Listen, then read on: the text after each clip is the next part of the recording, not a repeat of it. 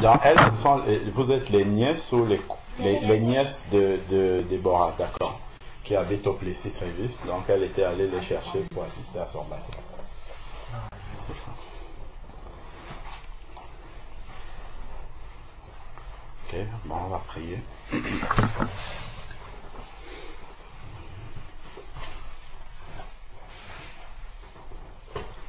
Éternel roi de gloire, Dieu vivant, Éternel des armées, Seigneur Dieu, nous sommes encore dans la joie de nous approcher de toi aujourd'hui. Seigneur Dieu, tu nous as encore témoigné ta fidélité en ce que tu nous as donné ta vie, Seigneur Père, encore ce matin.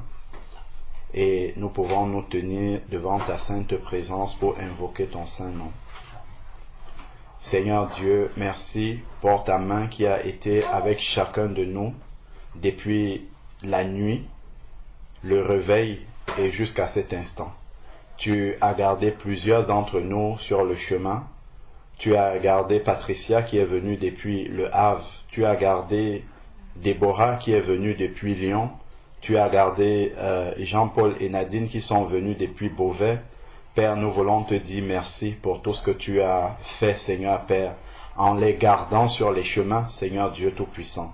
Éternel Dieu, nous sommes dans la joie avec les anges, avec les archanges, Seigneur Père éternel, pour cette victoire qui a encore retenti dans la vie de notre sœur Déborah, Seigneur Père éternel. Elle nous a témoigné, Seigneur Dieu, tous les combats par lesquels elle est passée, Seigneur Dieu Tout-Puissant, depuis qu'elle a pris l'engagement de passer dans les eaux du baptême.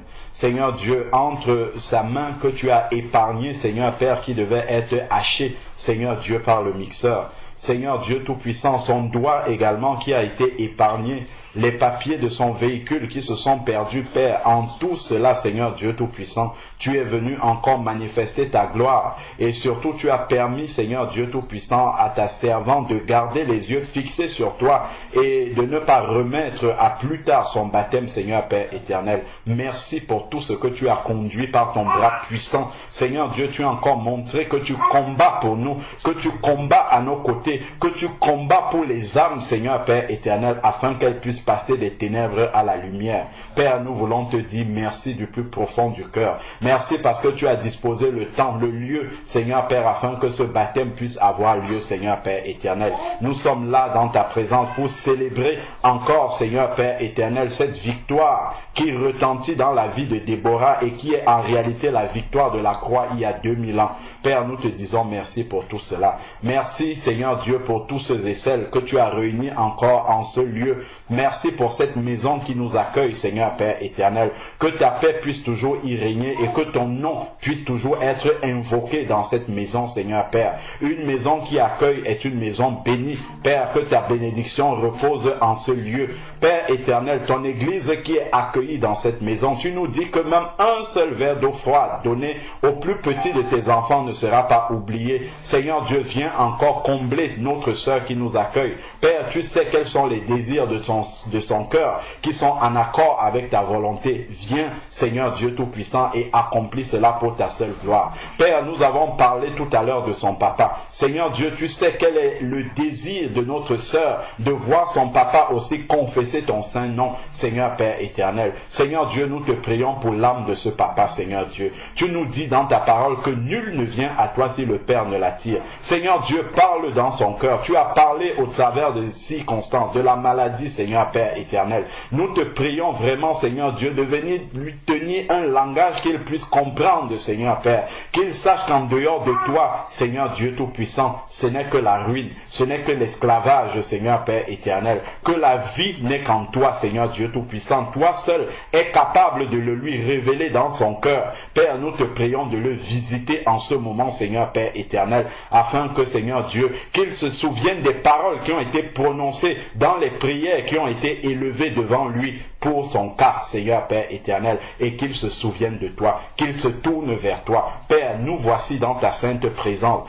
Nos cœurs, Seigneur Père, sont disposés à écouter ce que tu as à nous dire, à élever vers toi, Seigneur Père, nos actions de grâce, nos reconnaissances, Seigneur Père. Dirige-nous par ton esprit, Seigneur Dieu Tout-Puissant. Que ton nom soit béni au milieu des saints, au nom de Jésus-Christ. Amen. Amen. Alléluia. Merci, Seigneur. J'ai une question. Oui. Est-ce que quand on prie, on est obligé de prier à haute voix? Est-ce que quand on prie, tu as une Bible? Elle est où? Chez moi. Elle est chez toi. Tu es venu prier sans ta Bible.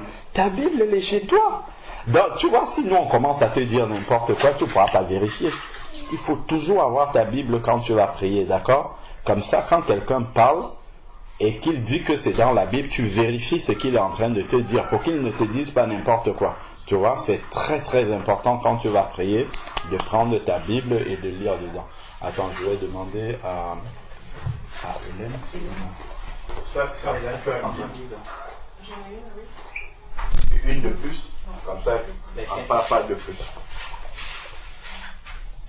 Bon, et on va lui donner une Bible. Il faut qu'elle... Tu as posé une très bonne question. Je m'assois. Ouvre un peu ta Bible. Dessus. Donc, on va prendre 1 Corinthiens, chapitre 14, verset 26. Donc, je vais prendre verset 26. Voilà, c'est ça. Donc, la petite a demandé, est-ce qu'on est obligé de prier à haute voix? Donc, on va d'abord prendre le contexte dans lequel nous sommes là actuellement. Donc, là où nous sommes ici, c'est une réunion chrétienne, d'accord? C'est une réunion des enfants de Dieu, ok? Donc, et lorsque on se réunit comme des enfants de Dieu, comme chez toi par exemple, il y a maman qui est là, et maman a une autorité, c'est elle qui est le chef de la maison. Pour l'instant, il n'y a pas papa, donc maman est le chef de la maison.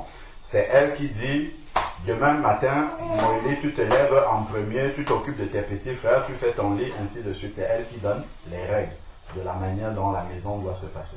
D'accord? Parce que c'est elle qui est l'autorité de la maison. C'est elle qui est le chef de la maison. Donc, là aussi, ici, là, ça, ce sont des enfants de Dieu. D'accord? Et donc, les enfants de Dieu, ça veut dire qu'ils ont donc un père. Comme, pour l'instant, c'est maman qui est le chef chez vous. Ici aussi, c'est Dieu qui est le chef. D'accord? Et Dieu a écrit ça. Ça, c'est sa parole, c'est la parole de Dieu. Et il a dit comment ses enfants doivent marcher. De la même manière que maman va te dire, demain tu te lèves en premier, tu fais le petit déjeuner, tu donnes le petit déjeuner à tes petits frères, ou bien ainsi de suite, d'accord? De la même manière, Dieu, dans sa parole, il a dit comment est-ce que, lorsque ses enfants comme ça se réunissent, comment ils doivent faire. Donc, nous, on a simplement à aller lire dedans pour savoir ce que nous devons faire. Donc, ici, au verset 26, celui que je montrais, que faire donc, frères, lorsque vous vous assemblez? Donc, quand on est réunis comme ça entre des enfants de Dieu, qu'est-ce qu'on doit faire? Il est dit ici, chacun a-t-il un cantique? Donc, si tu veux chanter, tout à l'heure, tu as entendu comment on chantait lors du baptême de maman. Donc, si quelqu'un a un cantique, si quelqu'un a envie de chanter, il peut chanter. Une instruction, une révélation, une langue, ça, ce sont différentes paroles qui peuvent sortir lorsque les enfants de Dieu sont réunis. Donc, il peut y avoir des prières aussi qui peuvent sortir là-dedans. Donc, une révélation, une langue, une interprétation. Donc, tout ça, je ne vais pas expliquer dans les détails. C'est juste toutes les paroles qui peuvent sortir là pendant que nous sommes réunis. Ces paroles-là entrent dans l'une des cases, l'une des choses qui sont dites ici. D'accord? Et maintenant, il dit tout ce qui va sortir là de nos bouches a un but. Lorsque nous sommes réunis comme ça. Il y a un objectif pour lequel ça sort. Bon, déjà, lorsque ça sort de nos bouches, ce n'est pas nous-mêmes qui disons ça. Tu as vu, quand maman est sortie des eaux du baptême, on a prié pour elle en demandant à Dieu d'envoyer son Saint-Esprit sur elle. D'accord? Son Saint-Esprit, c'est vraiment, comment dire, c'est Dieu qui vient habiter en elle pour lui dire ce qu'elle doit faire comme étant son enfant. Donc toi, tu es l'enfant de maman. Ce qu'elle peut faire, c'est juste te donner des instructions. Par exemple, à l'école, elle n'ira pas avec toi. Elle n'ira pas voir si tu vas faire ce qu'elle t'a demandé de faire ou non. Mais Dieu, lui, ce n'est pas ça. Quand tu deviens son enfant, lui vient habiter avec toi et il part partout où tu vas partir, il va partir avec toi.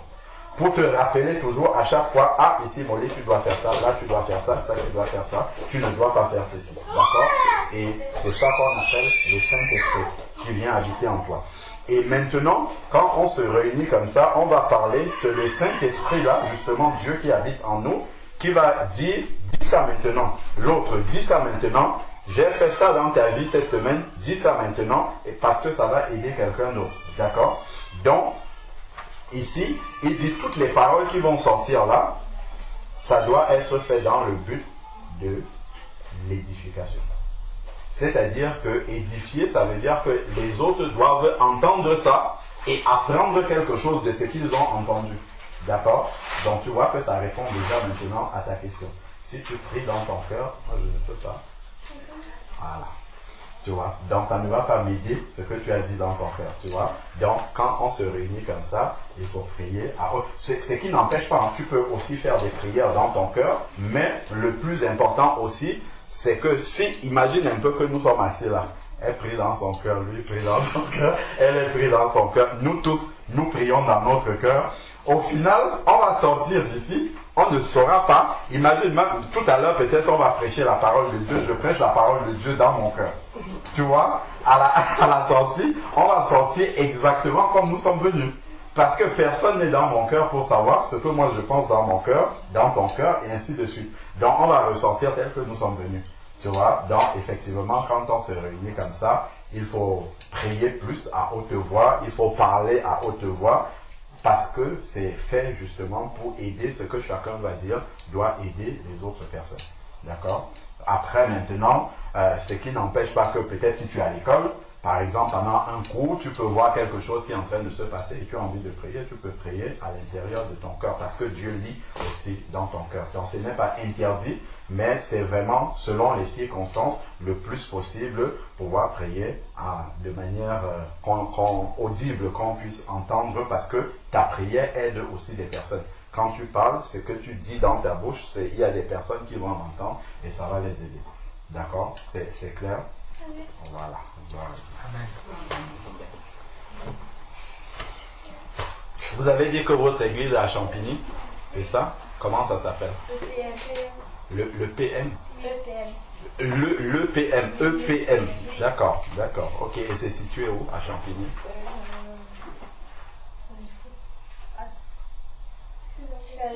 C'est vers le parc, là, le grand Charles de Gaulle, le parc de Charles. Ah oui, d'accord, ok. C'est sur l'avenue Charles de Gaulle, c'est ça? Oui, il faut continuer encore. Voilà, le grand parc du Tremblay qui est derrière. D'accord, ok. Et donc vous allez là-bas avec les parents, c'est ça? D'accord.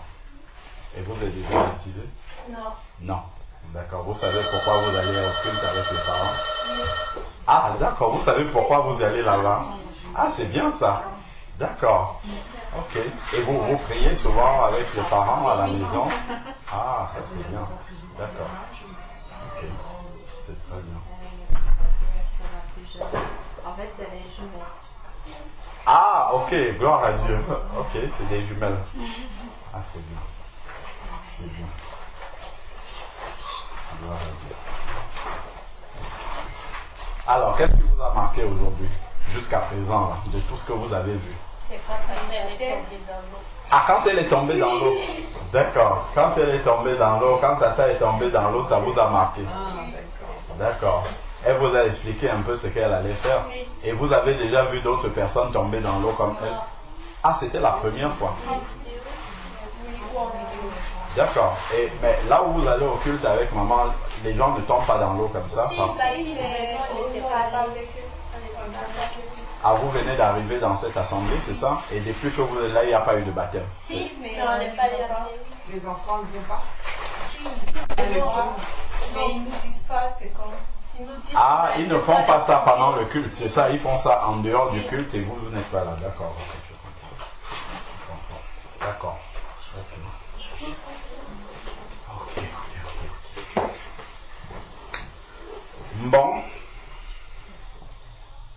Vous avez dit que vous comprenez pourquoi vous allez à l'église avec maman, avec papa. Papa aussi va à l'église. Non, et s'il va dans l'Afrique quand tu vois. Ah, votre papa est en Côte d'Ivoire, c'est ça? Ok, vous êtes avec maman seulement. Oui. D'accord, ok. Et donc vous avez compris que vous allez à l'église, papa. Parce qu'on aime Dieu. Ah, parce que vous aimez Dieu. Pour écouter sa parole. Oui. D'accord. Donc, et quand vous écoutez sa parole, qu'est-ce que vous en faites? On essaie de l'appliquer. Ah, d'accord, vous essayez d'appliquer. Ça, c'est très bien. Ça, c'est très bien. Et vous lisez souvent la Bible? Oui. D'accord. Avec maman aussi? Non, tout seul. Toute seule, vous lisez, vous arrivez à comprendre? Oui, souvent. Souvent. D'accord. Et vous posez des questions aussi? Alors, regarde sur Internet. Ouais. Ah, vous regardez sur Internet les réponses aux questions que vous vous posez et vous arrivez à trouver des réponses? Oui. D'accord. Maman aussi, elle est là. Ouais, souvent j'ai aussi. Parce que des fois, le vendredi, on prie avec elle à la maison. D'accord. Et on lit la parole aussi avec elle. D'accord. Gloire à Dieu. Ah, c'est bien ça.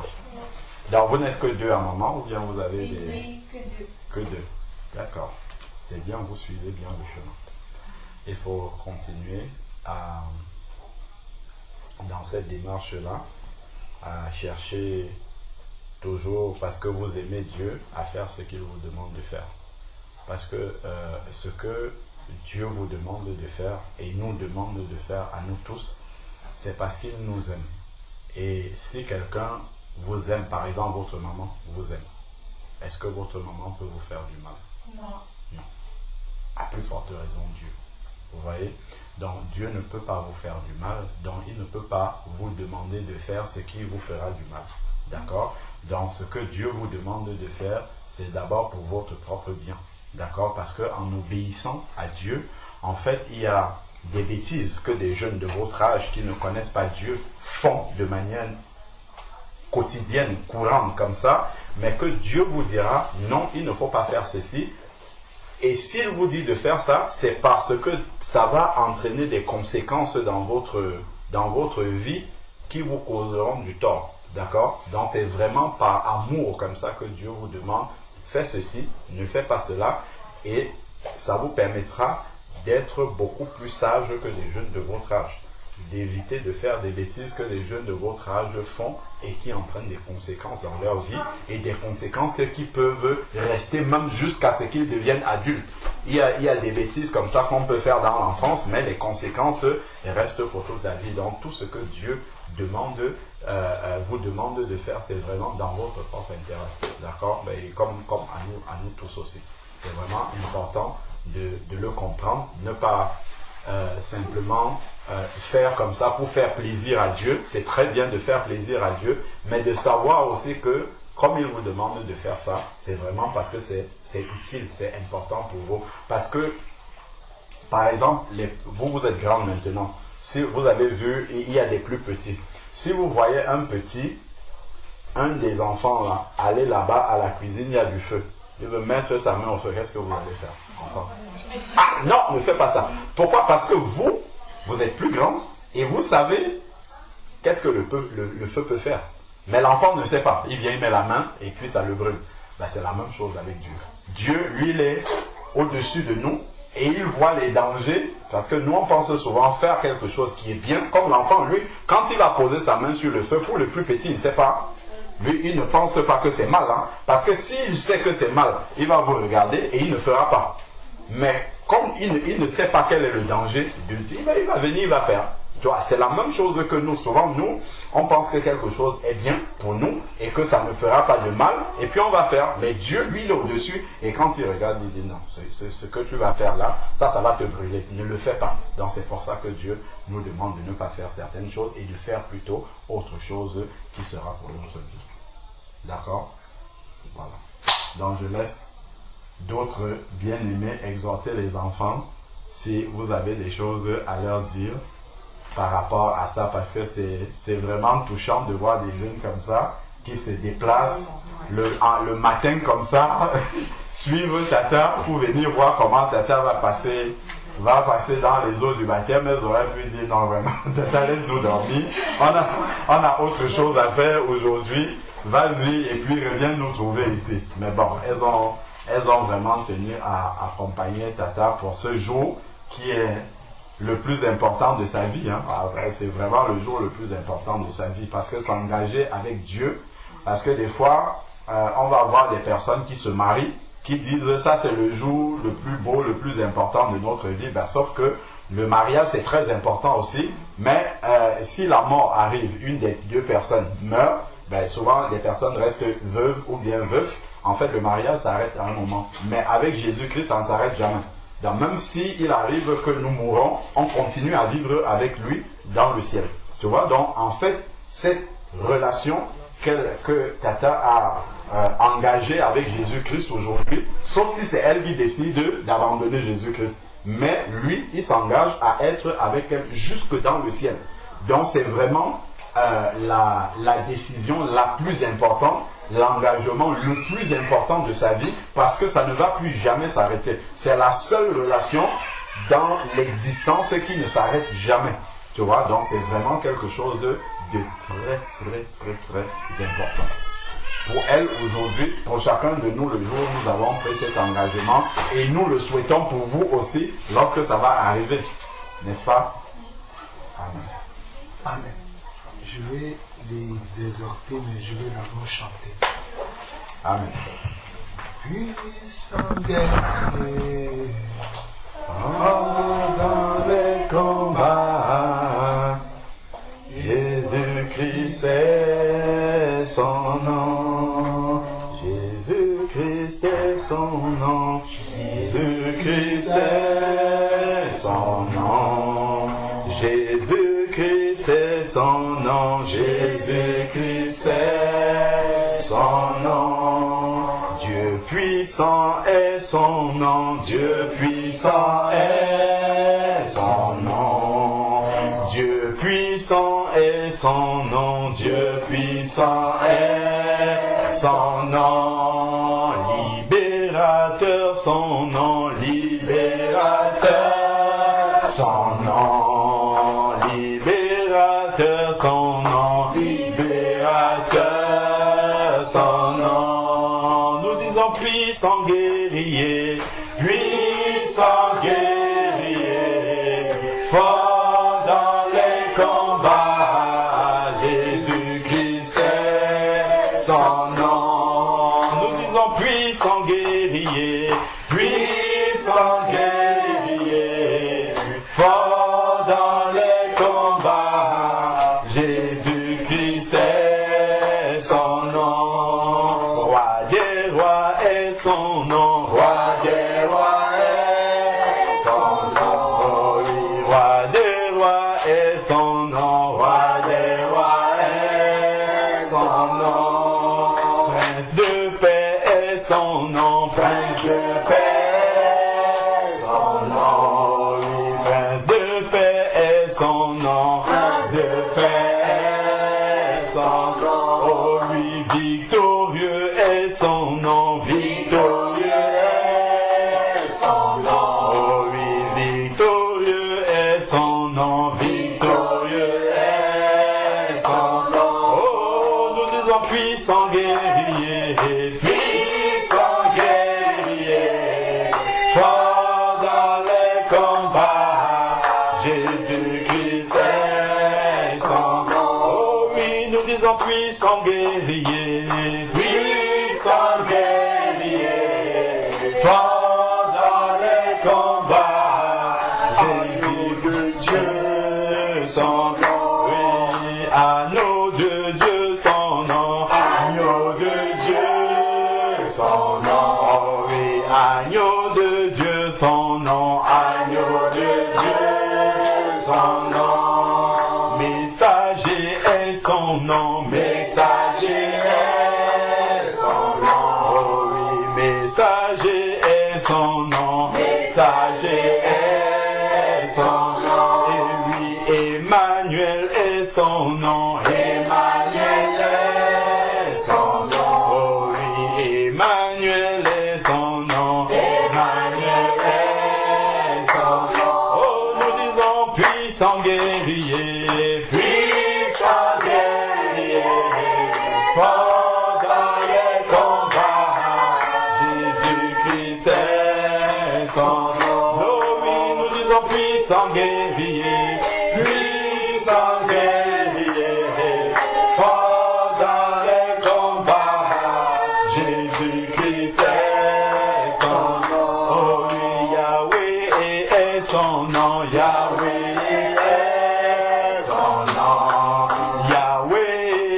son nom, Yahweh est son nom, oh oui, Adonai est son nom, Adonai est son nom, oh oui, Adonai est son nom, Adonai est son nom, oh oui, El Shaddai est son nom, El Shaddai est son nom, oh oui, El Shaddai est son nom, El Shaddai est son nom, oh oui, Elohim est son nom, Elohim est son nom, Elohim est son nom, Elohim est son nom, oh nous disons puissant guerrier, puissant guerrier, fort dans les combats, Elohim est son nom, oh oui nous disons puissant guerrier, puissant guerrier, fort dans les combats, Elohim est son nom, alléluia, amen, alléluia, amen, alléluia, amen, amen, alléluia, oh alléluia, amen, alléluia, amen, alléluia, amen, alléluia, Jésus-Christ est Seigneur, oh il est Seigneur, il est Seigneur, amen, alléluia, Jésus-Christ est vivant, oh il est vivant, oh il est vivant, amen, alléluia, Jésus-Christ le Saint des Saints, oh oui le Saint des Saints, amen, oh oui le Saint des Saints, amen, alléluia, oh chantons alléluia, oh alléluia, oh amen, oh alléluia, amen, alléluia, chantons alléluia, oh alléluia, oh amen, oh alléluia, amen, alléluia, la vie est en Jésus, l'espoir en Jésus, la paix en Jésus, amen, alléluia, il est le seul Seigneur, le seul chemin, il est la vérité, amen, alléluia, crois en Jésus mon frère, crois en Jésus ma sœur, car il est puissant, amen, alléluia, oh chantons alléluia, oh alléluia, oh amen, oh alléluia, amen, alléluia, chantons alléluia, oh alléluia, oh amen, oh alléluia, amen, alléluia, Jésus est la vie,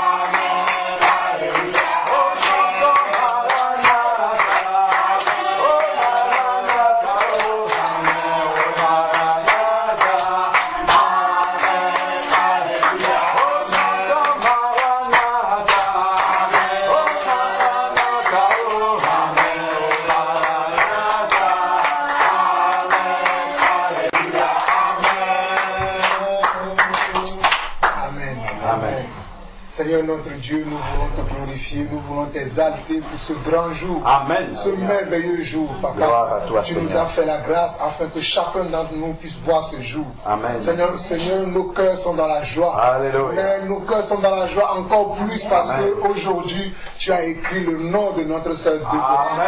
dans le livre de vie. Gloire à toi, Toi Seigneur. seul, tu sais comment Alléluia. cette bataille a été longue, ce Alléluia. combat a été rude. Oui, Seigneur. Mais en toi, nous avons la victoire. Amen, Père, Seigneur. merci pour cette victoire Alléluia. que tu as accordée non seulement à notre sœur, mais à nous tous, Amen. qui Alléluia. sommes ton église, Papa. Amen. Nous te Amen. sommes reconnaissants, Seigneur Dieu, car Alléluia. nous savons que sans toi, cela Alléluia. n'était pas possible, Papa. Amen. Mais c'est avec toi que cela a été possible. Amen. Merci pour nos prières qui ont été exaucées. Amen. Merci pour nos cris qui ont été entendus. Oh, Jésus. Merci, Seigneur Dieu, parce que tu as accompagné notre sœur. Amen. Et qu'aujourd'hui, Seigneur Dieu, ce baptême qu'elle a toujours désiré, Alléluia. tu le lui as accordé aujourd'hui. Amen. Père, que ton nom soit glorifié, Alléluia. que ton nom soit élevé, Alléluia. Papa, que ton nom soit magnifié pour ta Béni sois-tu, grandeur, Seigneur, pour ce que Père. tu fais, Seigneur Oh, Dieu, alléluia. dans la vie de notre sœur et dans Gloire ton à église, toi, Papa. Seigneur, Père. Qui aurait cru, Seigneur Dieu, Seigneur. qui aurait cru qu'aujourd'hui, Oh, Déborah serait parmi nous et recevoir son baptême. Alléluia. Elle avait décidé, Seigneur Dieu, mais Oh, tu sais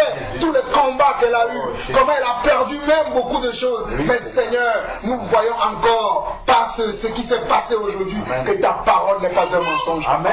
Que ta parole est la vérité, Seigneur Dieu. Alléluia. Que cette parole soit dans la bouche de ma soeur, Amen. qu'elle soit dans son cœur, Papa, Alléluia. qu'elle marche tous les jours sur cette Alléluia, parole, Seigneur. qu'elle marche tous les jours sur cette Alléluia, parole, Seigneur. car c'est ta parole qui est la Gloire à vérité, toi, c'est ta Seigneur. parole qui est une lampe à nos pieds, c'est ta parole qui nous conduit lorsque nous sommes dans les Alléluia. ténèbres, c'est ta parole qui nous aide à combattre contre nos ennemis, c'est ta Alléluia. parole qui nous renferme, Seigneur Dieu, Alléluia. que ma soeur soit inébranlable Amen. dans tous les épreuves, Alléluia. les afflictions qu'elle aura dans la vie, mais qu'elle soit inébranlable, Papa, Seigneur. qu'elle tienne jusqu'au bout, Seigneur Dieu, afin que ce jour, lorsque tu vas revenir, qu'elle soit parmi tes saints, Papa. Alléluia. Père, je prie, Seigneur Dieu, que le jour là où tu vas descendre, Seigneur Dieu, qu'elle réponde présent à ton appel.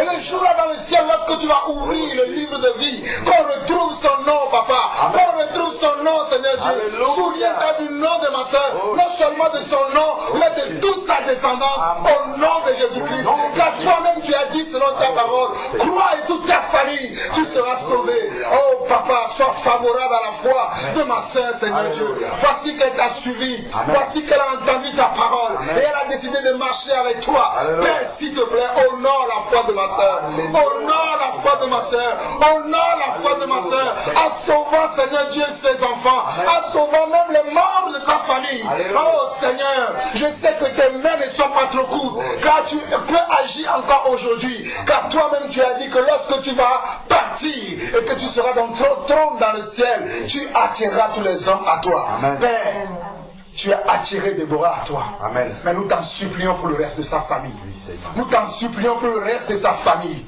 Nous t'en supplions pour le reste de sa famille. Oui, Seigneur. Oh Seigneur, même le plus dur de sa famille, Amen. celui qui t'a toujours dit, moi je ne crois pas en Dieu. Père, tu peux encore l'appeler à toi aujourd'hui. Amen. Tu peux encore l'appeler à toi aujourd'hui. Alléluia. Si tu as pu appeler Paul à toi, oh Seigneur, je ne vois qui d'autre que tu ne pourras pas appeler. C'est pour cela que Père, je t'en supplie, au nom de Jésus-Christ, va chercher la maman de Déborah, va chercher les frères de Déborah, va chercher les sœurs de Déborah, afin que eux aussi répondent oui à ton appel, Seigneur Amen. Dieu. Amen. Seigneur, je ne connais pas ces personnes, mais toi tu les connais mieux que moi. J'intercède maintenant pour eux, car ce que tu désires, ce n'est pas la mort du méchant, mais que le méchant se répand de sa mauvaise voie et qu'il vienne à toi, Père. Père, dans le nom de Jésus, souviens-toi de la maman de Déborah, souviens-toi de la maman de Déborah, souviens-toi des sœurs de Déborah, souviens-toi des frères de Déborah, souviens-toi des enfants qu'elle-même elle a conçus en toi. Père, dans le nom de Jésus, Alléluia. agis, agis, agis, agis, Alléluia. et que toi seul, Merci, tu reçois l'honneur, Alléluia. la gloire, Amen. la puissance, Amen. au siècle des siècles, au nom de Au nom Jésus-Christ. de Jésus. J'ai ainsi prié. Amen. Amen. Amen. Je veux commencer d'abord par toi, sœur Déborah. Toi, accordé encore un avantage. On a beaucoup parlé au téléphone. C'est vrai que ces derniers jours, malgré que tu m'envoyais les messages, je ne parlais pas parce que moi je savais que ce que Dieu a décidé va se faire. Je rends grâce à Dieu pour les frères qui t'ont beaucoup encouragé afin que tu prennes la bonne décision et tu as pris la bonne décision. Que le Seigneur lui-même t'encourage, te fortifie, parce que ce n'est pas facile lorsqu'un enfant de Dieu peut marcher avec Dieu, véritablement. L'ennemi cherche par tous les moyens de dissuader cet enfant-là ou bien de intercepter la personne afin que la personne ne puisse pas faire la volonté de Dieu. Mais tu as combattu le bon combat. Mais ce n'est pas fini. Tu es encore dans le combat. Mais j'aimerais juste lire Apocalypse chapitre 12, le verset 11. Et n'oublie jamais ce passage-là. Apocalypse 12, le verset 11. J'aimerais que ce passage soit le témoignage de ta vie. Parce qu'il est écrit dans Apocalypse chapitre 12, le verset 11. Et ce message est un message destiné aux enfants de Dieu. C'est aux enfants de Dieu que le Seigneur a parlé, dont le Seigneur a parlé ici. Mais le Seigneur dit, ils l'ont vaincu à cause du sang de l'agneau. Alléluia. Amen. Parce que notre sang ne peut pas vaincre Satan. Mais le sang de l'agneau, lui, peut vaincre Satan. Amen. Parce que c'est lui qui a payé le prix. Afin que nous tous qui sommes là aujourd'hui, que nous soyons là. Et beaucoup d'autres personnes que le Seigneur va appeler en aussi grand nombre, comme la parole même le confirme. Donc ce n'est pas nous qui sommes quelque chose, mais c'est le Seigneur qui est quelque chose. C'est le Seigneur qui est la vraie chose. C'est lui que tu dois suivre, car il dit, ils l'ont vaincu à cause du sang de l'agneau. Il y a deux choses avec lesquelles nous allons vaincre Satan. Il faut que nous sachions déjà qu'il a été déjà vaincu. Il n'a plus de pouvoir. La Bible dit que nous, les enfants de Dieu, nous marcherons sur toute la puissance de l'ennemi. Et nous devons le croire, car ce que la Bible dit, c'est ce qui est la vérité. Ce n'est pas ce que nous entendons dans nos traditions, nos familles respectives. Ce n'est pas ça qui est la vérité. La vérité, c'est dans la Bible. Car dans Jean chapitre 17, le verset 17, il dit « Sanctifie-les par ta parole, car ta parole est la vérité. » Je n'ai d'autres paroles à te donner, ma soeur, aujourd'hui, que cette parole-là. N'oublie pas Jean 17, verset 17. « Sanctifie-les par ta parole, car ta parole est la vérité. » Déjà, si tu es sanctifié, parce que tu as accepté cette vérité qui est la parole. C'est ça qui t'a amené ici aujourd'hui. Et la suite de Apocalypse 12, verset 11 dit, « Et à cause de la parole de leur témoignage. » Et à cause de la parole de leur témoignage. Ma soeur, tu as témoigné. Je sais que j'ai parlé avec toi beaucoup au téléphone. Tu m'as pratiquement parlé de ta vie, des choses que je ne savais pas, dont tu m'as parlé. Mais aujourd'hui, tu as encore témoigné devant toute l'église.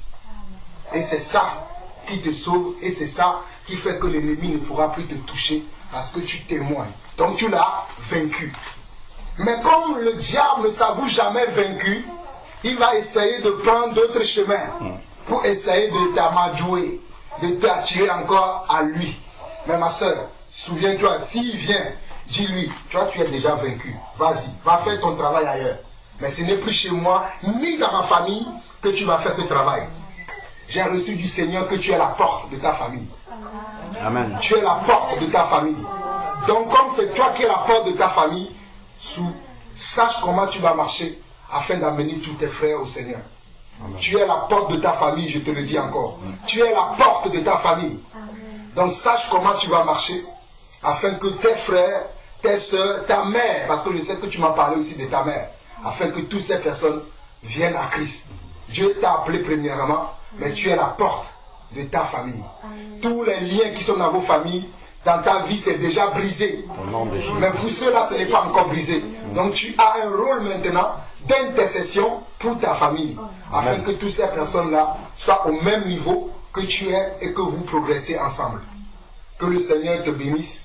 Le dernier message que je vais te donner, c'est Apocalypse chapitre 22. Non, plutôt Apocalypse chapitre 1, le verset 3. Et après, je vais aller dans Apocalypse chapitre 1, le verset 3.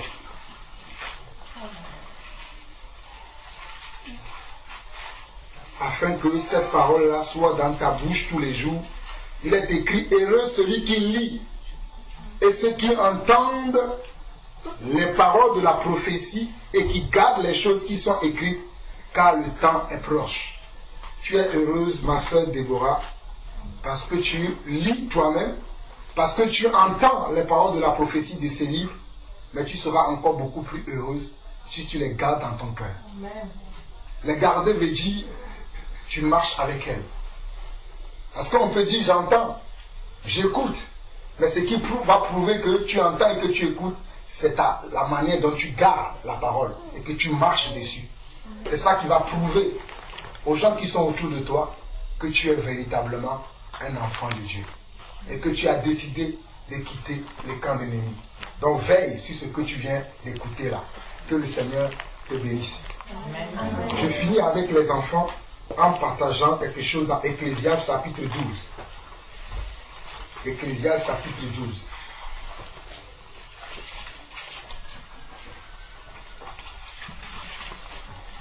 Parce que nous avons au milieu de nous aujourd'hui des ados. Ce message est adressé aux ados, mais elle est aussi adressée à nous aussi les adultes, parce que nous sommes encore enfants de Dieu. Nous sommes encore des adolescents pour Dieu. Mais c'est vrai que je veux spécialement m'adresser à vous deux, mais ça peut aussi concerner les adultes. Donc, dans Ecclésiaste chapitre 12, on nous dit, jeune homme, réjouis-toi dans ta jeunesse. Livre ton cœur à la joie pendant les jours de ta jeunesse. Marche dans les voies de ton cœur et selon les regards de tes yeux. Mais sache que pour tout cela, Dieu t'appellera en jugement. Bannis de ton cœur le chagrin et éloigne le mal de ton corps, car la jeunesse ou l'aurore sont vanité. Donc on voit par ce passage, le passage de Ecclésiaste chapitre 12, le verset 1 et le verset 2, que lorsqu'on est jeune, lorsqu'on est ado, on aime la vie. Par exemple, aujourd'hui, de nos jours, les ados sont sur Snapchat, Facebook, et que sais-je encore. Ils sont là en train de faire des snaps tout le temps.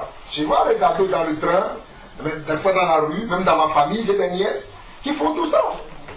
Ils sont là tout le temps en train de... Je ne sais pas comment ils disent ça. Ils tuent, voilà. Ils sont tous tweeters. Ils tuent même. C'est ce qui est écrit ici. Il dit, livre ton cœur à la joie. Quand vous faites ça, vous êtes dans la joie. Vous commentez même les photos de vos copines et de vos copains d'école ou je ne sais pas. Et vous êtes dans la joie en faisant ça. C'est ce qui est écrit ici. Quand on dit jeune homme réjouis, tu as dans ta jeunesse, livre ton cœur à la joie pendant les jours de ta jeunesse. Marche dans les voies de ton cœur, c'est ça, le cœur de jeunesse de notre aujourd'hui. Et chuter, snapper, je ne sais pas comment on dit, hein. Vous savez, moi je ne connais pas vraiment ces choses. Quand vous les faites, vous êtes dans la joie. Parce que c'est ce qui est écrit.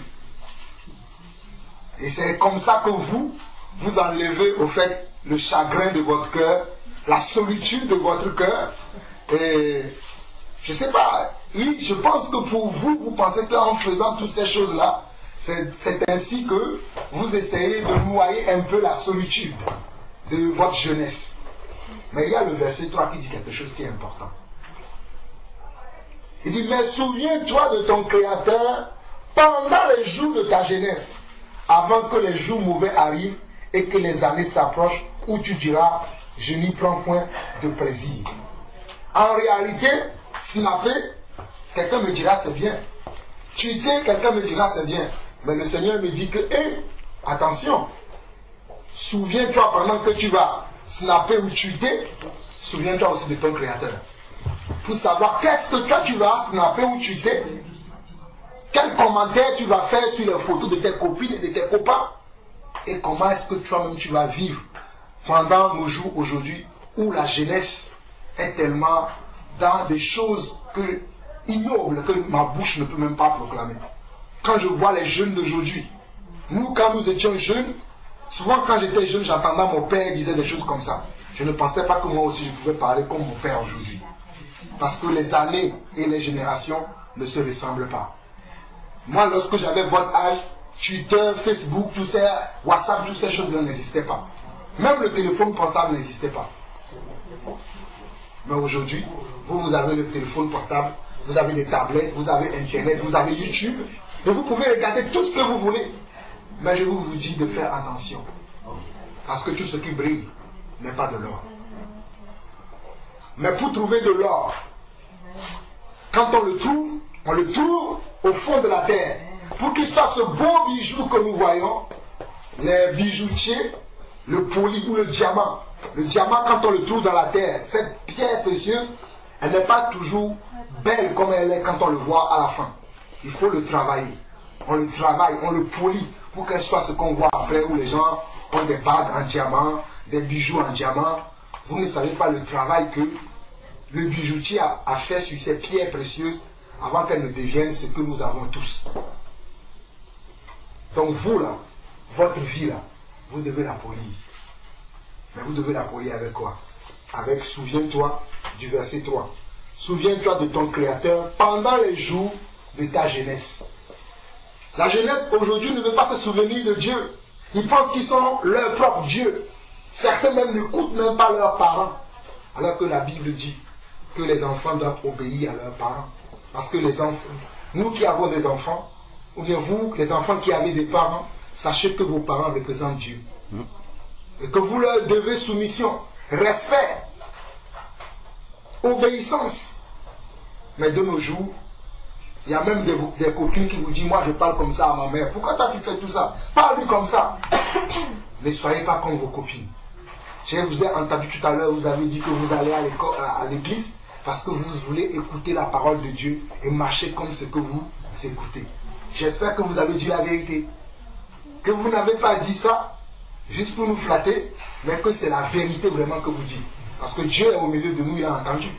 Si vous avez menti, Dieu vous dira ce jour-là que vous ne vous êtes pas souvenu de lui pendant les jours de votre jeunesse.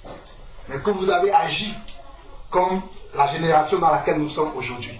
Mais moi, j'aimerais vraiment vous exhorter de fuir Snapchat, de fuir Twitter, Facebook et toutes ces choses-là.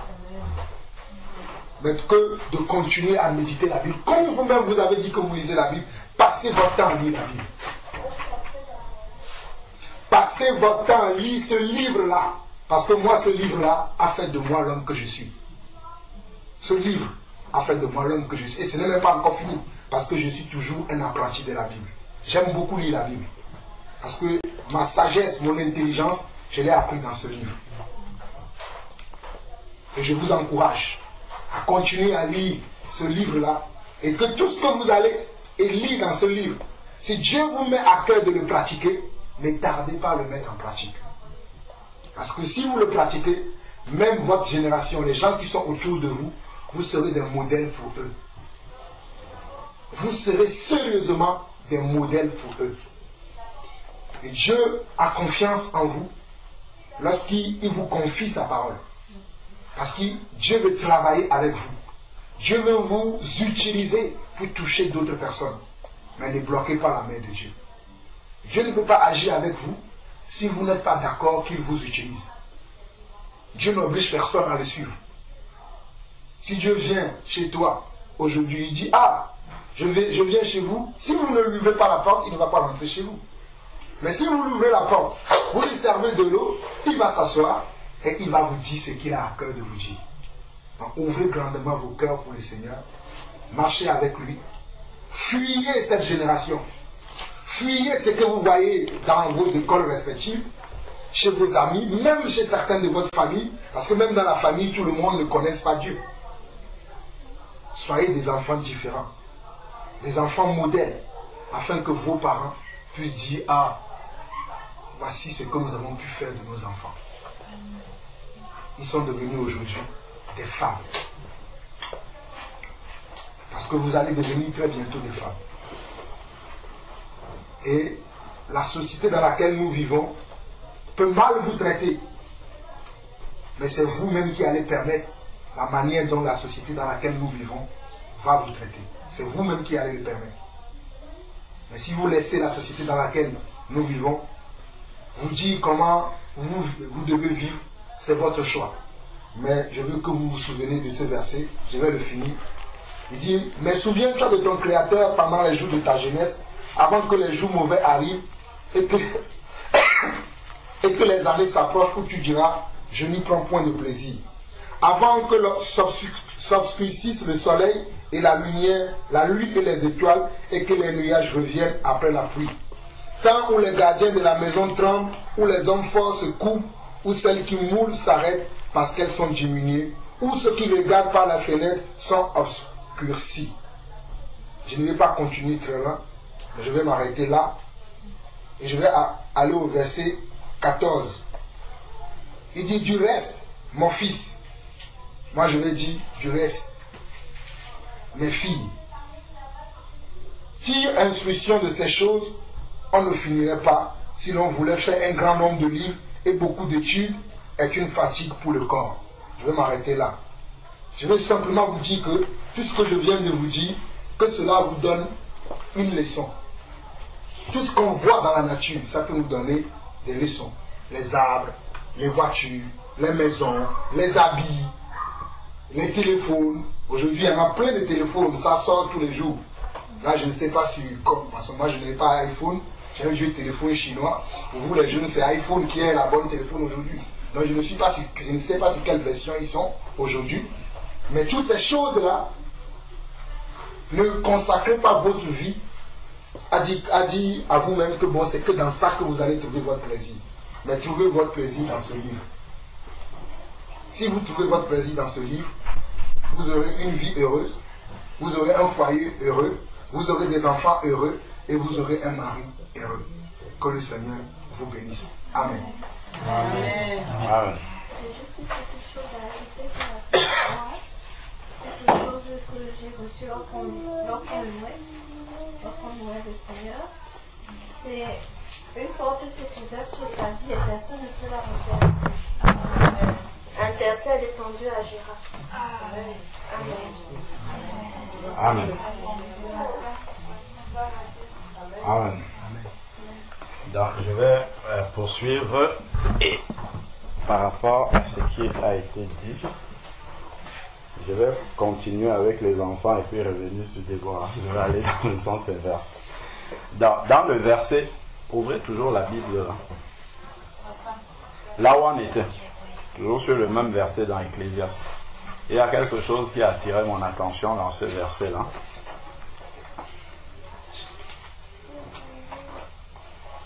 Donc on avait lu 2 versets. Jeune homme, réjouis-toi. Vous le voyez? Il faut le lire en même temps que moi. D'accord? Donc c'est écrit, jeune homme, réjouis-toi pendant ton adolescence, que ton cœur te rende heureux pendant les jours de ta jeunesse, marche dans les voies de ton cœur et selon les regards de tes yeux. C'est ce que vous avez là-bas, les regards de tes yeux. Donc ici, en fait, Dieu attire notre attention que ce que nous voyons avec nos yeux, il faut faire très attention à ça. Parce que en regardant avec nos yeux, ça va créer, si nous ne regardons pas ce qui est pur, ce que Dieu nous autorise à voir, ça crée dans notre cœur de la convoitise. Donc on va désirer avoir cela. Donc je vais regarder, elle a une belle robe. Bon, si je dis juste qu'elle est belle et je parle, mais si j'insiste, waouh, cette robe-là, elle est vraiment belle, elle est bien taillée, elle est bien... Directement, ça va créer dans mon cœur la convoitise. Pourquoi moi aussi je n'ai pas une telle robe? Il faudrait aussi que j'ai la même chose. Ah, tel copain, telle copine a telle paire de baskets. Ah, c'est une Nike.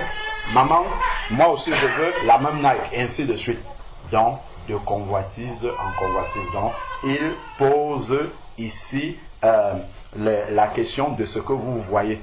Donc, vous allez peut-être vous asseoir à la maison et regarder les séries télévisées, voir des jeunes filles de votre âge avoir des copains et penser que c'est ça qui est la bonne chose à faire. Attention à ce que les yeux voient. Ce que les yeux doivent voir, c'est ce qu'il vous a dit là. C'est des lits ici là. C'est des lits dans la Bible. Ce que vos yeux doivent... D'ailleurs, je connais une maman qui avait des enfants comme vous et elle nous témoignait une fois que ses enfants ont appris à lire dans la Bible. Ils n'ont jamais lu les livres d'école là.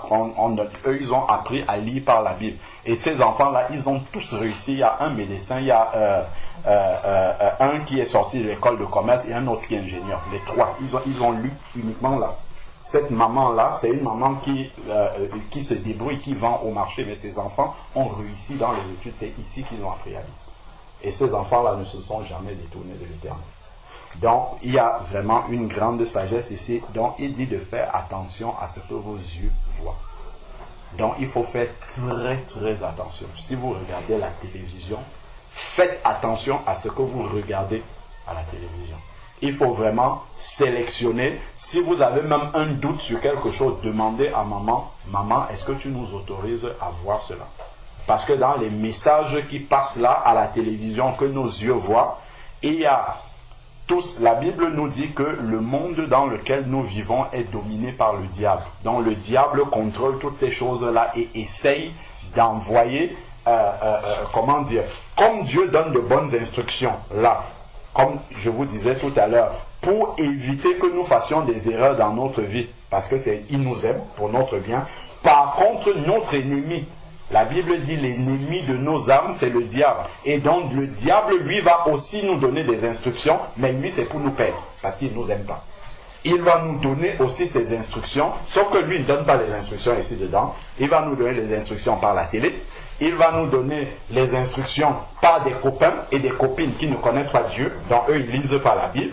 Il va nous donner des instructions, parfois même par des publicités que vous allez voir dehors, parce que le monde est dominé par le diable. Donc si vos yeux voient ça, et que derrière, vous n'avez pas lu ce que Dieu lui l'a dit pour savoir que ça, c'est le diable qui est en train de parler. C'est un peu comme bon, ici, en France, il n'y a pas beaucoup ça, la monnaie, les faux billets de monnaie. C'est quelqu'un qui voit un billet et qui sait que ça, c'est un faux billet. Comment il le sait? Ce n'est pas parce qu'il connaît toutes les caractéristiques des faux billets, c'est parce qu'il connaît le vrai. Quand il regarde ça, il connaît comment le vrai est et il dit ça c'est un faux. Donc de la même manière, il faut connaître la parole de Dieu pour lorsque tu regardes comme ça, tu dis non, ça c'est le diable qui a écrit ça. Donc quand tu vas voir une publicité, regarde même vous voyez souvent la télé, juste une publicité, on va vous faire une publicité d'une voiture, on va vous montrer une femme nue. On va vous faire une publicité d'un parfum, on va vous montrer une femme nue. On va vous faire la publicité même d'un fromage, on va vous montrer une femme nue. On va vous faire la publicité de quelque chose qui n'a rien à voir avec la femme ni son vêtement, mais on va toujours présenter ou bien des personnes en train de s'embrasser ou des choses comme ça. Ce n'est pas fait par hasard, hein. Ce n'est pas par hasard. C'est le diable qui est en train de montrer un mode de vie. Et il commence à le montrer dès la jeunesse. Pour que les plus petits grandissent avec ça et pensent que c'est normal que les choses soient comme ça. Et il sait pourquoi il le fait. C'est parce qu'il veut détruire votre jeunesse. C'est parce qu'il veut vous faire avancer. Vous allez voir par exemple une jeune fille qui va avoir des enfants avant de se marier. Ça va être très compliqué à faire. Elle va élever ses enfants tout seul. C'est pas une joie pour une maman d'élever des enfants tout seul. Je crois que pour certains, tu dois voir comment ta maman rame pour pouvoir vous élever toute seule. Comme ça, ce n'est pas facile. Donc le diable, il va faire ça. Donc il va multiplier des problèmes comme ça. Ce que les yeux voient, la convoitise. Après, si maman ne peut pas acheter, une copine va venir dire, moi voici comment je fais pour avoir de l'argent, je sais pas où ce sont des hommes qui vont te donner de l'argent, ou tu vas aller dans un magasin pour voler. Ça existe aussi, hein. Si la sœur était là, elle devait témoigner. Elle, dans sa jeunesse, elle a été volée dans les magasins. Aujourd'hui, elle a compris que ce n'est pas, elle aurait pu être arrêtée à son jeune âge. On aurait écrit ça dans le casier judiciaire. Peu importe ce que tu vas faire dans toute ta vie, quand on va te demander le casier judiciaire, quand elle était jeune, elle volait dans les supermarchés et ainsi de suite. Et ça va te suivre toute la vie. Tu vois comment le diable peut te piéger comme ça, juste pour te salir. Parce que lui, il sait que ça va te suivre toute ta vie et ça va te fermer les portes. Et c'est en cela qu'il vous montre qu'il ne vous aime pas du tout, du tout, du tout. Donc il faut connaître le vrai pour que lorsque tu vas regarder à la télé, ça, ce n'est pas bon. Ici, là, non, ça c'est le diable qui parle. Là-bas, même le bus qui est en train de passer avec une grande publicité comme ça, quand tu vois ça, tu dis non, ça là, ça ce n'est pas pour mon bien. Ce n'est vraiment pas pour... Il y a très peu de choses qui sont pour notre bien dans ce monde parce que le monde est dominé par le diable. Et en plus, la jeunesse est vraiment une proie pour le diable parce qu'il sait que s'il prend au niveau de la jeunesse, il va fonder toute une société qui sera complètement à lui, à sa cause. Vous comprenez? Donc, vous êtes une cible privilégiée pour le diable parce qu'il sait que s'il sème en vous comme ça, il va récolter plus tard une société qui lui appartient. C'est pour ça que même dans les programmes scolaires, moi quand je fais des devoirs avec ma fille, même la plus petite, je vois des récitations sur les sorcières, on apprend même comment faire des potions de magie et tout ça. Nous, à notre époque, il n'y avait pas ça. C'était vraiment des choses instructives, des récitations qui avaient un sens, qui apprenaient des leçons de la vie. Mais aujourd'hui, ce n'est plus ça. Donc le diable, il sème tout ce qu'il peut mettre comme semence, il met, sachant qu'au bout, il va récolter une génération rebelle à leurs parents. Quand les parents vont dire « Ah, vous allez dire non, on nous a dit à l'école que c'est comme ça, et en plus si je ne suis pas content, je vais composer tel numéro, et parce que j'ai des droits aussi. » Les droits que Dieu vous donne, c'est écrit ici. C'est de vous soumettre aux parents. C'est ce qui est écrit. Comme il vous a dit, les parents représentent Dieu pour vous. Donc, c'est écrit, d'ailleurs, on peut le lire. Je vais revenir là, il y a un autre mot qui attire mon attention. Si on lit dans, je crois que c'est Éphésiens chapitre 6. Vous pouvez regarder au début Éphésiens pour voir la page à laquelle c'est Éphésiens chapitre 6. Il y a une instruction spécialement pour vous les enfants par rapport à ça. Donc, vous avez vu ici, comme c'était écrit dans Ecclésiaste, je rappelle, jeune homme, réjouis-toi pendant ton adolescence, que ton cœur te rende heureux pendant les jours de ta jeunesse, marche dans les voies de ton cœur. Voilà comment naturellement vous allez marcher. Ah, j'aime telle chose, donc il faut que je l'aie. J'aime ceci, donc je le fais. Peu importe ce que maman a dit, peu importe ce que papa a dit, je le fais quand même. Parce que dans mon cœur, c'est ce que j'ai envie de faire. Mais Dieu, lui, il montre une démarche qui n'est pas celle-là. Parce que c'est cela, comme il disait tout à l'heure, Snapchat, Instagram et tout le reste là, c'est ça qui vous rend heureux. Mais Dieu, lui, il a une autre manière de vous rendre heureux. Et cette manière que Dieu a de vous rendre heureux ou heureuse, c'est celle qui est bonne pour vous. Parce qu'il vous aime. Souvenez-vous bien de ça. Parce qu'il vous aime. Donc, comme on a dit, regardez Éphésiens chapitre 6. Verset 1. Est-ce que vous pouvez lire? Éphésiens chapitre 6, verset 1. Une de vous, est-ce qu'une de vous peut lire? Verset 1 jusqu'au verset 3. Enfants, obéissez à vos parents selon le Seigneur, car cela est juste. Honore ton père et ta mère, c'est le premier commandement avec une promesse. Verset 3, oui. Afin que tu sois heureux et que tu vives longtemps sur la terre. Amen.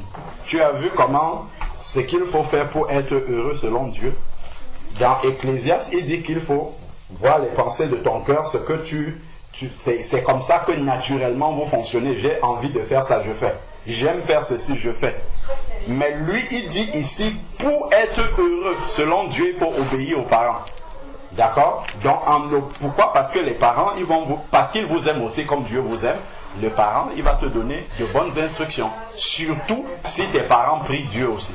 D'accord? Donc, pour vraiment être heureux, par exemple, je ne sais pas, vous voulez certainement passer en classe supérieure. Vous voulez certainement, je ne sais pas, que certaines choses avancent dans votre vie. Il faut obéir aux parents. C'est ça la clé que Dieu vous a donnée. Obéir aux parents. Donc, je reviens dans Ecclésiaste. Il y a autre chose, à part les yeux, ce que les yeux voient. Donc, il faut faire très attention. De la même manière, ce que les yeux voient, il y a aussi ce que les oreilles entendent. Si vous êtes constamment avec des camarades qui prononcent des gros mots, des choses comme ça, ça va souiller votre entendement. Vous allez vous habituer à ça et vous-même vous allez commencer à prononcer des choses comme ça. Et ça, ce n'est pas bien devant le Seigneur et ce n'est pas bien pour vous-même également. Donc ensuite ici, selon les regards de tes yeux, mais sache, bon, on a déjà dit, mais sache que pour tout cela,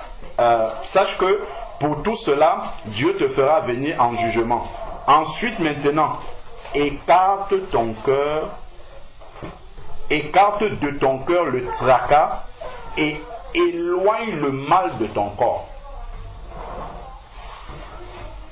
Vous avez lu ça? Écarte de ton cœur le tracas et éloigne le mal de ton corps. Vous avez compris? Ça, le corps est encore une cible privilégiée du diable. C'est pour ça que Dieu vous donne des instructions dès toute petite de faire attention à votre corps. Parce que le diable veut détruire ce corps-là. Le diable s'oppose à tout ce que Dieu a créé. Dieu, c'est lui qui vous a donné ce corps-là, mais le diable veut souiller ce corps-là. Il ne veut pas que ce corps-là accomplisse ce pourquoi Dieu l'a créé. Donc, il va essayer de pervertir le corps. Il va vous amener à faire de votre corps ce qui ne plaît pas à Dieu. Il va essayer de corriger dans votre corps ce que Dieu a fait, alors que ce que Dieu a fait en vous donnant ce corps-là, lui, il l'a fait de manière parfaite. Pour lui, c'est bon comme ça. Mais le diable va essayer de vous faire modifier ce que Dieu a créé, afin que ça choque le cœur de Dieu, pour montrer à Dieu que voilà ce que tu as fait, mais ce n'est pas parfait. Moi, je vais corriger ça, je vais leur montrer autre chose. Et c'est comme ça que le diable essaye de s'opposer à Dieu. Donc, il faut faire très attention à votre corps. Et Dieu a donné des instructions par rapport au corps. Comment est-ce qu'il faut garder ce corps-là? Parce que pour Dieu, lorsque maman est passée dans les eaux du baptême, on a prié pour qu'elle reçoive le Saint-Esprit, comme j'expliquais tout à l'heure. C'est Dieu qui vient habiter en elle. Dieu habite dans son corps. Donc son corps est devenu le temple du Saint-Esprit, l'habitation de Dieu. Et Dieu ne peut pas habiter là où c'est sale, là où c'est pas correct. On est d'accord, Dieu ne peut pas habiter parce qu'il est saint, il est parfait. Donc le diable va venir pour essayer de corrompre cela. Donc Dieu a créé le corps pour que ce corps, c'est la Bible dit que nous devons utiliser le corps pour rendre un culte à Dieu. C'est-à-dire que lorsque nous sommes en train de chanter, là par exemple, ça fait plaisir à Dieu, mais quand Dieu regarde notre corps aussi, ça doit lui faire plaisir. C'est écrit dans Romains chapitre 12, verset 1, que nous devons utiliser ce corps-là pour rendre un culte à Dieu. Donc Dieu doit trouver son plaisir en regardant notre corps. Encore plus lorsque je suis une femme. Je dois faire attention. Dieu a créé ce corps-là. Je ne dois pas montrer toutes les parties de mon corps à tout le monde. Ça encore, ce sont des choses que les gens qui sont dehors, le diable, il fait ça. Parce que quand quelqu'un va regarder ces parties-là, les yeux, on a vu, les yeux vont produire en lui des mauvaises pensées, même si vous êtes jeune comme ça. Est-ce que vous comprenez ça? Donc même un adulte, quand il va voir vos parties comme ça exposées, ça produit des mauvaises... Le diable utilise ça. L'adulte qui regarde vos parties, le diable alimente les pensées mauvaises en eux et va pousser maintenant des actions. Et vous allez entendre que, voilà, on a violé telle jeune fille, les jeunes garçons de telle école, on entend ça beaucoup. Voilà, on séquestrait une jeune fille pour la violer, telle jeune fille a eu des attouchements. Moi, j'ai déjà été, quand j'étais dans l'ancienne assemblée où j'étais, il y a une petite fille un peu plus grande que vous, qui est venue me témoigner que dans son école, elle subissait des attouchements tout le temps. Et effectivement, c'était une jeune fille qui était provocante par son apparence. Déjà, elle avait une poitrine un peu importante, qu'elle, voilà, elle laissait ses parties un peu n'importe comment. Et dans son école, elle subissait des attouchements tout le temps. Et malheureusement, en fait, elle a gardé la bouche fermée. Parce qu'elle avait peur des représailles dans son école. Elle avait peur que les jeunes garçons de son école puissent lui faire des représailles si elle allait se plaindre. Elle a souffert de ça pendant des années et des années. Elle n'en avait jamais parlé. C'est un jour comme ça, en prêchant la parole de Dieu, j'ai dû sortir quelque chose et elle m'a appelé après pour me dire, je n'en ai jamais parlé, même pas à ma maman. J'ai subi des attouchements comme ça dans mon école. Donc il faut faire très attention. Le corps, il faut le couvrir. C'est très important, les jeunes. Il faut faire très attention à ça. Parce que le diable l'utilise, même si tu dis, ah, pour moi ça va, mais le diable utilise d'autres personnes pour venir vous faire du mal à partir de là. Parce que vous avez laissé une porte ouverte. Donc la Bible dit que vous devez vous habiller décemment. Donc il faut couvrir les parties, il ne faut pas faire comme ceux qui sont qui ne connaissent pas Dieu. Le diable, effectivement, leur donne, lui, ses consignes, qui sont exactement le contraire de la Bible. Parce qu'il sait qu'au travers des consignes-là, quand ils vont obéir à ces consignes-là, ce sont des, comment dire, ce sont des catastrophes qu'ils vont avoir par la suite. Ils vont avoir des conséquences qui ne sont pas pour leur bien. Donc il faut faire vraiment attention à ça. Moi je vous conseille de couvrir. Il faut éviter de faire comme ceux que vous voyez dans le monde de la secte, parce qu'ils n'ont pas compris. D'accord? Vous avez compris? C'est important vraiment pour vous. Ok, donc il parle du corps. Donc ça, bon, Déborah n'est pas là, la suite c'était pour elle.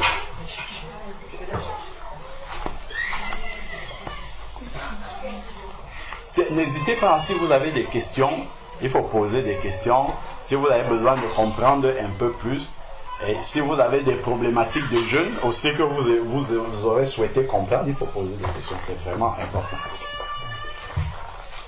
Puisque vous avez dit que vous voulez obéir à Dieu, vous allez à l'église pour obéir à Dieu. C'est important de savoir ce que Dieu veut pour vous.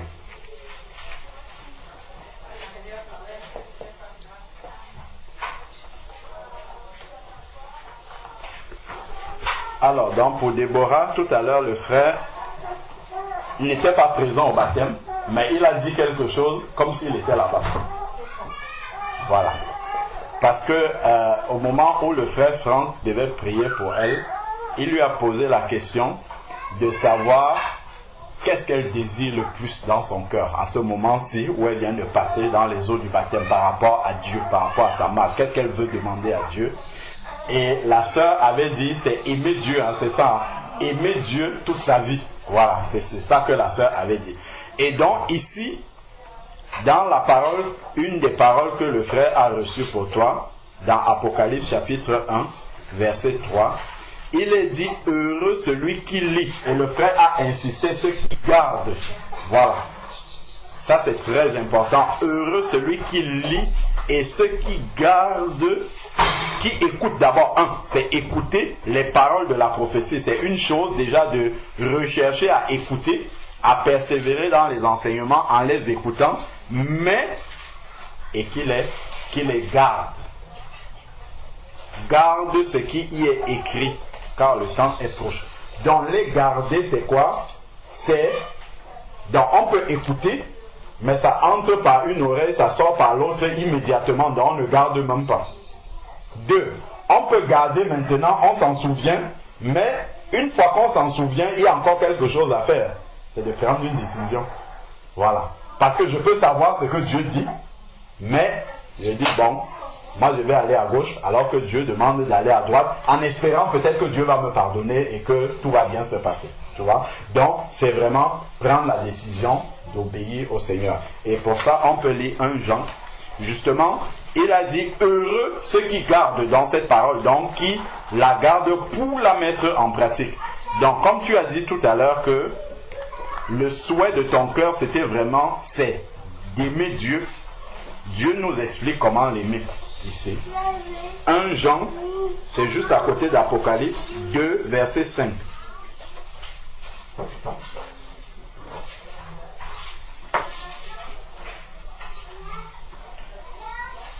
« 1 Jean 2, verset 5, il est écrit, « Mais celui qui garde sa parole, c'est ce qui a été écrit là-bas. L'amour de Dieu est vraiment parfait en lui. » Donc, comme tu disais que tu veux aimer Dieu, l'amour c'est aimer. Tu veux aimer Dieu, donc, en fait, ce que tu dois faire pour aimer Dieu, tel que tu le désires de ton cœur, c'est de garder sa parole. C'est ce qui est écrit ici. Celui qui garde sa parole, l'amour de Dieu est vraiment parfait en lui. À ceci, nous reconnaissons que nous sommes en lui. Donc c'est vraiment de garder sa parole. Et on peut lire encore dans Jean 14, il y a une série de versets qui disent la même chose. C'est important. La confession que tu as faite, que tu veux aimer Dieu, maintenant il faut savoir comment est-ce que on aime Dieu, afin d'avoir cette assurance-là que tu es vraiment entré dans ton appel. Parce que quand on voit par exemple plusieurs personnes qui ont été appelées par Dieu, Donc, le frère, il enseigne souvent sur l'appel. Il y a deux types d'appels. Le premier appel, c'est celui où Dieu, c'est celui sur lequel je veux m'arrêter. C'est quand Dieu nous appelle à sortir du monde et à devenir son enfant. Donc, quand Dieu nous appelle, quand on prend par exemple le cas d'Abraham, dans Genèse chapitre 12, Dieu lui a parlé et lui a dit, pars de ce pays-ci, quitte ta famille, quitte tout, et puis va dans un pays où je te montrerai. Ça, c'est vraiment l'appel à quitter le monde, à sortir de nos racines familiales et tout le reste, ce qui est de la chair. Voilà, c'est de sortir de ce qui était de la chair pour aller maintenant, parce qu'il a entendu la voix de Dieu, pour aller donc vers ce que l'Esprit va te montrer. Ça, c'est la nouvelle naissance en fait. Donc, il est parti de son pays pour aller ailleurs. Donc, maintenant, dans cet appel-là, il y a une alliance avec Dieu qui se tisse. Donc, toi aussi, en t'engageant dans les eaux du baptême, la parole que tu as confessée, que le frère, quand le frère t'a demandé qu'est-ce que tu désires le plus, c'est une alliance entre Dieu et toi. Tu vois? Donc, toi, tu as fait cette confession-là, et Dieu maintenant te révèle comment entrer dans cette alliance-là. C'est ce qu'on est en train de voir.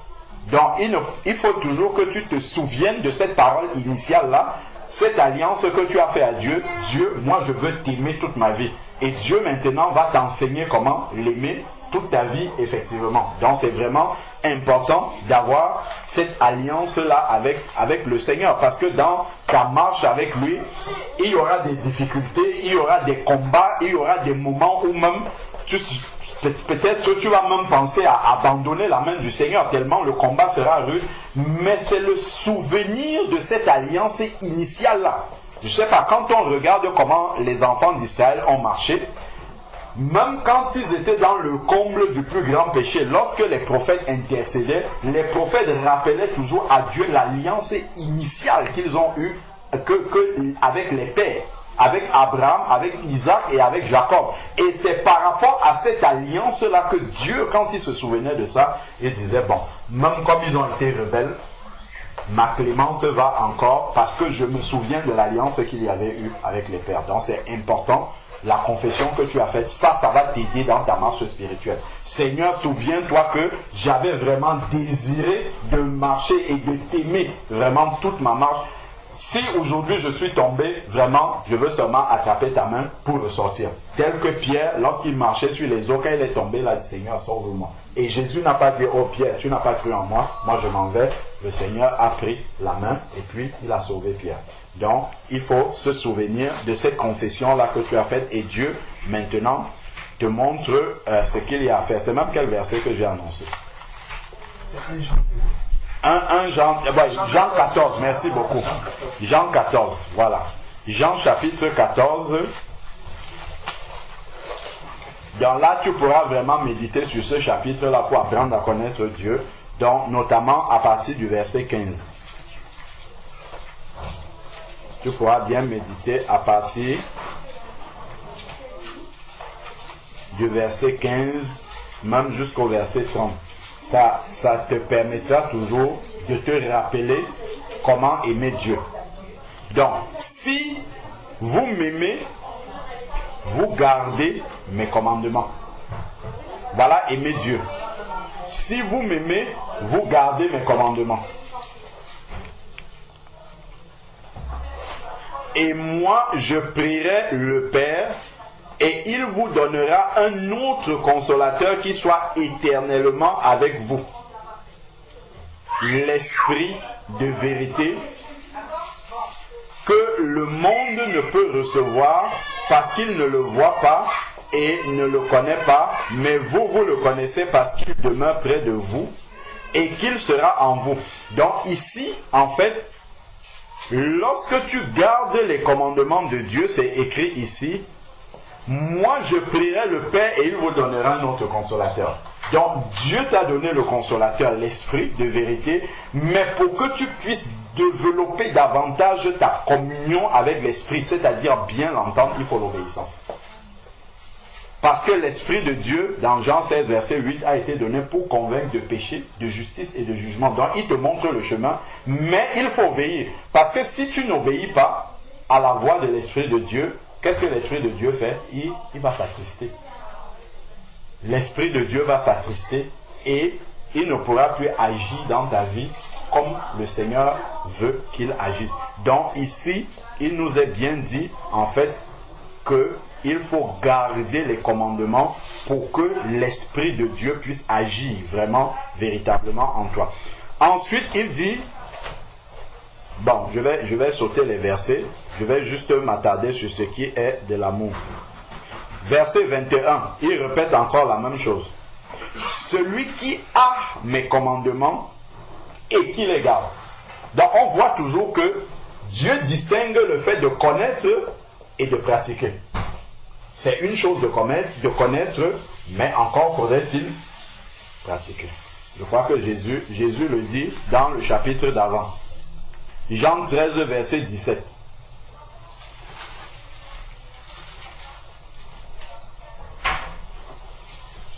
Après avoir enseigné les apôtres, au verset 16, il dit, Jean 13, 16, en vérité, je vous le dis, le serviteur n'est pas plus grand que son maître, ni l'apôtre plus grand que celui qui l'a envoyé. Ensuite, il dit, si vous savez cela, vous êtes heureux. C'est très bien. Le fait de connaître la parole de Dieu peut nous rendre heureux, mais c'est juste une satisfaction du cœur, parce qu'on connaît. Et ça, malheureusement, souvent, on se limite à cette joie-là, de connaître la parole de Dieu. Ah, j'ai eu telle révélation, j'ai eu cette don. C'est bien, ça donne la joie, mais qu'est-ce que Jésus rajoute après ça? Il dit, pourvu que vous le mettiez en pratique. Donc, ce qui rend vraiment la vraie joie de Dieu, c'est de connaître et de pratiquer. Donc, et ça révèle qu'on aime vraiment Dieu. Et cet amour de Dieu va se révéler particulièrement dans les moments où Dieu nous demande de faire quelque chose qui nous dérange. Quelque chose qui touche notre chair. Quelque chose qui vient pour tuer notre chair. C'est là vraiment que nous allons révéler notre amour pour Dieu. Si nous allons reculer devant la croix, là, vraiment, nous allons révéler que nous n'aimons pas encore Dieu suffisamment. Nous voyons par exemple le cas de Jésus-Christ dans Matthieu 26, quand il devait aller à la croix, à Gethsémani. C'est la seule prière que Jésus a répétée 3 fois. Jésus, en général, prie une fois pour quelque chose. Mais c'est la seule fois où Jésus a prié 3 fois. Père, s'il est possible que cette coupe s'éloigne de moi. En fait, c'était la mort de sa chair physique, mais qui spirituellement pour nous représente la mort de notre chair spirituellement. Et on voit que Jésus, c'est Jésus homme. Il a montré vraiment l'humanité en lui. Il a dit, Père, s'il est possible que cette coupe s'éloigne, nous-mêmes c'est la même chose aussi. Quand notre chair doit partir, doit mourir, doit cesser de vivre, on a tendance même à essayer de trouver dans la parole de Dieu un échappatoire pour partir. Donc on va trouver un verset qui va nous aider à reculer devant la croix, à échapper, à passer à côté de la croix. Mais seulement Jésus a dit, toutefois, non pas ma volonté, mais la tienne. Si je ne voulais écouter que ma chair, mon corps là, pour moi, Seigneur, si cette coupe-là peut s'éloigner, mais de l'autre côté, son amour pour le Père, c'est là vraiment que l'amour vient se révéler. Son amour pour le Père a été au-dessus de ce que sa volonté voulait, sa volonté humaine voulait. C'est-à-dire que cette coupe-là s'éloigne si cela était possible. Mais son amour pour le Père est revenu, même quand il était dans Matthieu chapitre 16, avec Pierre. Quand il dit, je vais aller à Jérusalem, je vais souffrir entre les mains des sacrificateurs et tout. Satan, par la bouche de Pierre, est venu lui offrir une occasion en or de se détourner. Parce que nous, on aurait saisi ça rapidement et partir. Parce que au verset 18 de Matthieu 16, Jésus va dire, qui dites-vous que je suis? Pierre va dire, tu es le Fils du Dieu vivant. Il va dire, ce n'est pas la chair et le sang qui te l'ont révélé, c'est mon Père qui est dans les cieux. Ben, Jésus aurait pu dire, voilà quelqu'un qui est en connexion directe avec mon Père. Donc tout ce qu'il dit, ça vient de mon Père.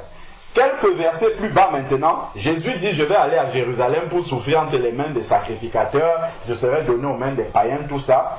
Pierre dit, qu'à Dieu ne plaise. Il prononce le nom de Dieu. Il dit qu'à Dieu ne plaise, cela ne t'arrivera pas. Et la Bible dit qu'il fit des reproches au Seigneur. Le Seigneur aurait pu, comme notre chair aime bien là, ah, voilà une occasion de ne pas mourir. Voilà une occasion en or. Mais c'est quelqu'un d'inspiré de Dieu qui me dit ça. Il vient de parler de la part de Dieu. Mais le Seigneur se retourne, il dit, arrière de moi, Satan. Donc c'est Satan qui nous donne des échappatoires pour que notre chair ne passe pas à la croix. Et ça révèle que nous n'aimons pas suffisamment Dieu. Et Jésus, lui, il a montré vraiment comment son amour pour Dieu était parfait. Et il est venu nous montrer l'exemple. C'est vraiment quand il a été confronté, quand on voit à Gethsemane, ou quand il priait comme ça, on dit même les gouttes de sang commençaient à sortir. C'est tellement, comment dire, l'effroi de la croix qui allait arriver était en lui. Quand il prenait les disciples, allons prier, allons prier, allons prier.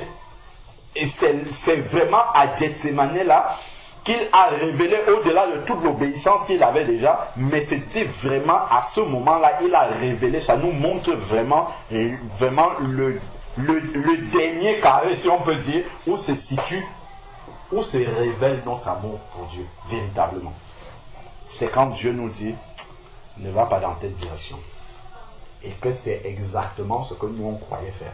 C'est exactement ce qui réjouissait notre cher. Dieu dit non, ce n'est pas ça que je veux pour toi. Laisse ça. Quand ça commence à trancher, ça commence à faire mal dans le cœur. Si on décide malgré tout d'obéir à Dieu, ça montre comment l'amour véritable de Dieu est en train de grandir. Donc, dans Jean 16 là, on était au verset 21, il dit celui qui a mes commandements et qui les garde, c'est ce qu'on expliquait, c'est celui qui, même, tu vois, donc celui qui pratique la parole prouve par la pratique de la parole qu'il aime Dieu. Donc, et ensuite ici, et le Père donne une promesse maintenant pour celui qui l'aime et qui garde les commandements, parce que ce n'est pas sans récompense. Il dit ici, celui qui même sera aimé de mon Père, moi aussi je l'aimerai et je me manifesterai à lui. Donc, plus tu vas manifester ton amour pour le Seigneur par ton obéissance, plus il va se révéler à toi dans les détails. Parce que le Seigneur aime se révéler à celui qui va obéir. Parce que s'il te dit plein de choses et que tu n'obéis pas, en fait, ça va enfler ton esprit. Enfin, pas ton esprit. Ça va enfler ta connaissance, mais en réalité, ça ne produit pas la vie. Parce que le Seigneur, ce qu'il veut, c'est que ça produise la vie. Il dit, mes paroles sont esprit et vie. Donc, elles doivent être vécues. Elles doivent être pratiquées. Elles doivent être manifestées. C'est pour ça que Jésus est venu sur la terre. Il est venu pour montrer la vie. Montrer comment cette parole-là peut être appliquée. Comment on peut voir quelqu'un qui marche vraiment selon la parole de Dieu. Donc, c'est vraiment en cela que se situe l'amour de Dieu. Verset 23, c'est encore la même chose qui revient. Si quelqu'un m'aime, il gardera ma parole et mon Père l'aimera et nous viendrons. Il donne encore une autre promesse. Et nous viendrons chez lui et nous ferons notre demeure chez lui. Donc il parle ici de la venue du Saint-Esprit dans cette personne-là. Donc on comprend que c'est d'abord une question d'obéissance. Quand le Seigneur voit un cœur, quand tu te repens par exemple, quand tu te repens de tes péchés et tu décides de ne plus marcher dans ces péchés-là, qu'est-ce que le Seigneur voit? Il voit un cœur qui est désireux de lui obéir, mais tu n'as pas la capacité de tenir aux promesses que tu viens de prendre devant Dieu. Seigneur, je me repens de tel péché et je n'aimerais plus le faire. Parce que Proverbe 28, verset 13 nous dit que celui qui cache ses transgressions ne prospère pas, mais celui qui les confesse et qui les délaisse obtient miséricorde. C'est ça la définition de la repentance. Donc c'est confesser et délaisser. Donc, tu as confessé, c'est bien, tu as reconnu devant Dieu, c'est mauvais, Seigneur, je ne veux. Et tu as dit, Seigneur, je ne veux plus le faire. Mais sauf que tu n'as pas la capacité de ne plus le faire. Donc, quand le Seigneur voit ta volonté dans le tréfonds de ton cœur, que tu ne veux vraiment plus faire ça, il envoie le Saint-Esprit qui te donne la capacité maintenant de ne plus le faire. Voilà pourquoi il dit ici, si quelqu'un m'aime, il gardera mes commandements. Donc, il a entendu la parole de Dieu, il a reconnu sa culpabilité et il est décidé à changer. Il est décidé à marcher selon la volonté de Dieu qu'il a entendue maintenant. Dieu vient donc faire sa demeure en lui par le Saint-Esprit pour l'aider à obéir. On peut garder le doigt là, prenons Acte 5, 32. Là, c'est dit de manière littérale. Acte chapitre 5. Acte chapitre 5, verset 32. Il est dit ici, Acte 5, verset 32, nous sommes témoins de ces choses de même que le Saint-Esprit de Dieu est donné à qui? Le Saint-Esprit est donné à ceux qui lui obéissent. Ou si tu veux, le Saint-Esprit est donné à ceux qui sont décidés à obéir.